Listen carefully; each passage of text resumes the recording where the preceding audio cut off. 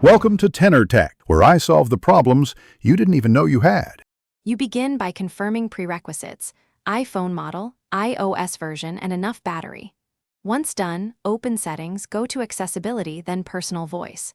Tap Create Personal Voice and follow prompts to speak short phrases. Speak naturally, vary volume and pace. This trains tone and cadence. Make sure to use a quiet room and keep the phone mic unobstructed.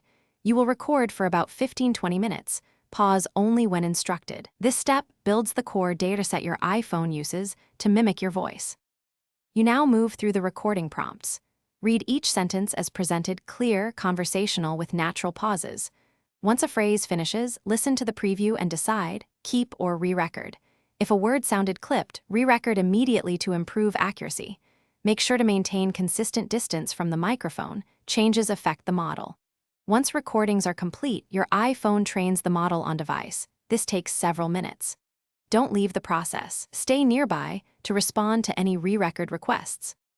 You finish by enabling your personal voice where you need it: Siri, VoiceOver, and phone calls.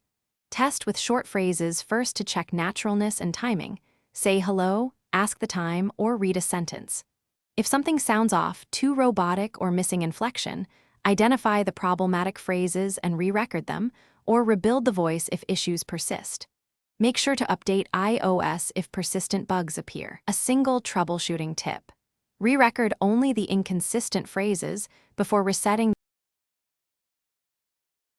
Thanks for watching. Subscribe to keep your life in tune.